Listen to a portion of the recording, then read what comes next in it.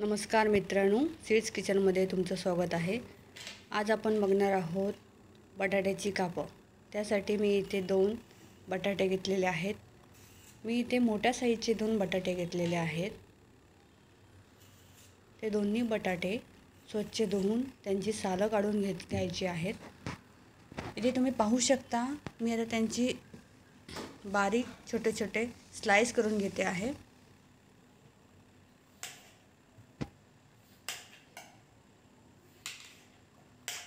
बटाट्याची स्लाइस करताना एकदम पातळ किंवा एकदम जाड ठेवू नये।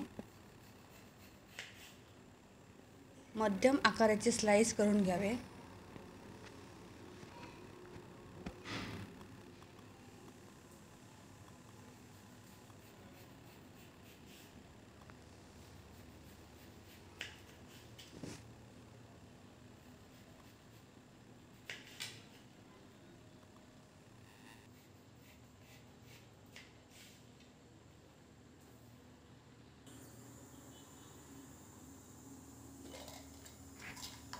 इथे मी 2 चमचे मीठ घेते आहे। त्यानंतर अर्धा चमचा हळद,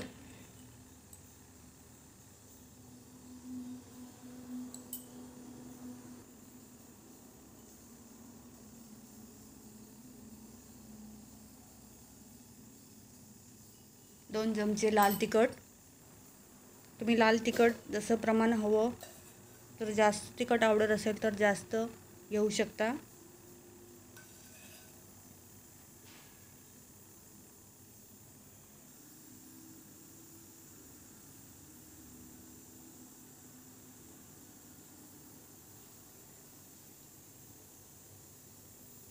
हे सर्व बटाट्यांना एकत्र लावून घ्यावं छानपैकी आणि 10 मिनिटं तसंच ठेवावं। आपण इथे कोटिंगसाठी पीठ तयार करू। इथे मी अर्धी वाटी रवा घेतलेला आहे, अर्धी वाटी तांदळाचं पीठ,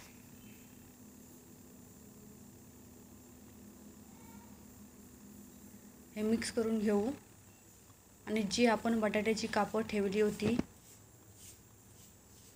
त्यांना कोट करून घेऊ।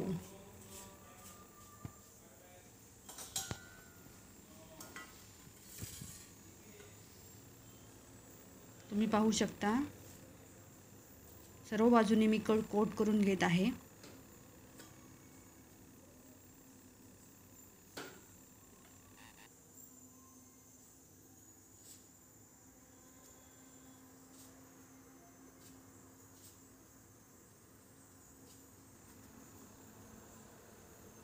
इथे मी हाय फ्लेमवर तवा ठेवलेला आहे।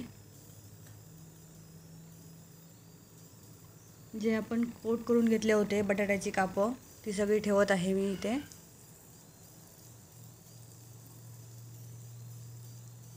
त्याच्यावरती 1 टेबलस्पून तेल घालायचं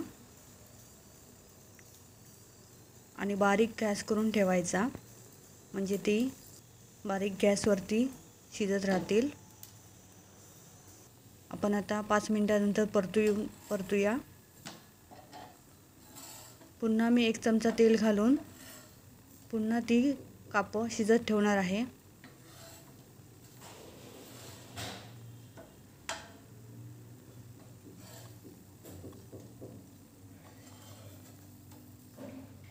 यामध्ये गॅस मोठा करायचा नाही, नाहीतर कापं जळून जातील किंवा करपतील।